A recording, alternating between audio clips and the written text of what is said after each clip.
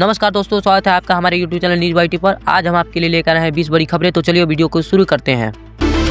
आज 30 अक्टूबर 2025 को प्रधानमंत्री नरेंद्र मोदी ने गुजरात के एकता नगर में 1219 करोड़ के इंफ्रास्ट्रक्चर प्रोजेक्ट का उद्घाटन किया। ये प्रोजेक्ट पर्यटन और स्थानीय विकास से जुड़े हैं। मोदी ने कहा कि ये कार्य रोजगार के अवसर और बेहतर कनेक्टिविटी बढ़ाएंगे। स्थानीय अधिकारियों ने बताया कि शिलान्यास और उद्घाटन से पहले इन परियोजनाओं का विस्तृत प्लान भी जारी किया गया है। दर्शकों को बता दें कि इस आसपास के इलाकों में अल्पकालिक निर्माण कार्य के साथ साथ दीर्घकालिक पर्यटन लाभ भी अपेक्षित है। मुजफ्फरपुर और छपरा की रैलियों में प्रधानमंत्री मोदी ने राहुल गांधी के छठ पर्व से जुड़े बयानों पर कड़ा जवाब दिया।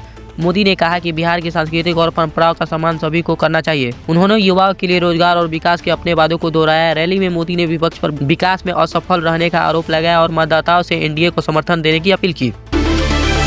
मुजफ्फरपुर रैली में मोदी ने कांग्रेस राजद गठबंधन पर कटा कुशासन कटुता जैसा शब्द के निशाना साधा। उन्होंने कहा कि पिछली सरकार के दौरान कानूनी व्यवस्था और सुरक्षा की स्थिति चिंताजनक थी। मोदी ने 35,000 अपहरणों का जिक्र करते हुए विपक्ष की शासन प्रणाली पर सवाल उठाए। यह बयान उनके चुनावी नैरेटिव को मजबूत करने के उद्देश्य से दिया गया था। दर्शकों का यह बताना जरूरी है कि ये आरोप राजनीतिक बहस का हिस्सा है और विपक्ष ने इन बिंदुओं पर अपना जवाब भी दिया है। राहुल गांधी ने एक रैली में कहा कि अगर वोट के लिए कहा जाए तो प्रधानमंत्री मोदी मंच पर आकर नाच भी सकते हैं। भाजपा ने इस टिप्पणी को अनुचित बताया और चुनाव आयोग में औपचारिक शिकायत दर्ज कराई। भाजपा का कहना है कि ऐसा बयान प्रधानमंत्री के पद की गरिमा को ठेस पहुंचाता है। कांग्रेस ने अब तक माफी मांगने से इनकार किया है और कहा कि उनका मुद्दा शासन और वोट अभिमिताओं से जुड़ा था। इस मामले में चुनाव आयोग की कार्रवाई देखना दिलचस्प रहेगा। बिहार अभियान में राहुल गांधी ने भाजपा पर आरोप लगाया कि वोट चोरी से कुछ बड़े कॉर्पोरेट घराने, जिन्हें उन्होंने अडानी अंबानी से संबंध बताया, फायदा उठा रहे हैं। उन्होंने कहा कि लोकतंत्र पर वित्तीय प्रभाव का सवाल गंभीर है। भाजपा ने इस आरोप का कड़ा जवाब दिया और राहुल के बयानों को भ्रामक बताया। यह मुद्दा चुनावी प्रचार में राजनीतिक ध्रुवीकरण को और तेज कर रहा है। दर्शकों का यह समझाना जरूरी है कि यह आरोप राजनीतिक और कानूनी दोनों पहलू से होते हैं। बिहार भाजपा ने राहुल गांधी के बयानों के खिलाफ मुख्य निर्वाचन अधिकारी के पास शिकायत दर्ज कराई और कार्रवाई की मांग। पार्टी ने अनुरोध किया है कि यदि आयोग को आचरण संहिता का उल्लंघन मिलता है तो राहुल को कुछ समय के लिए प्रचार से रोका जाए।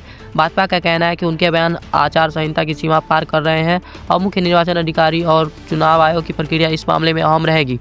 दर्शकों को बताएं कि आयोग के फैसले से ही आगे की कार्रवाई तय होगी। आज आरजेडी ने पार्टी विरोध गतिविधि के आरोप में एक विधायक और 9 अन्य नेताओं को पार्टी से निष्कासित कर दिया। पार्टी ने कहा कि आंतरिक अनुशासन बनाए रखने के लिए यह कदम उठाया गया है। इस कार्रवाई से राज्य स्तर पर एक नए गुटिये तनाव का बात सामने आ रही है। राजनीतिक विश्लेषकों का कहना है कि चुनाव से पहले ऐसे अंदरूनी मतभेद विपक्ष को कमजोर कर सकते हैं। दर्शकों को बताना चाहते हैं कि इसका असर स्थानीय टिकट वितरण और जमीनी प्रचार पर भी पड़ सकता है। आरजेडी नेता तेजस्वी यादव ने कहा कि एनडीए पार्टियां बिहार को केवल वोट के लिए इस्तेमाल करती है, जबकि उद्योग को गुजरात में स्थापित की बात कर रही है। उन्होंने मतदाताओं से अपील की कि इस चुनाव में सत्ता परिवर्तन कर राज्य को सुधारे। तेजस्वी ने रोजगार और स्थानीय विकास को अपना मुख्य एजेंडा बताया। ये बयान आरजेडी महागठबंधन के चुनावी नैरेटिव को स्पष्ट करते हैं।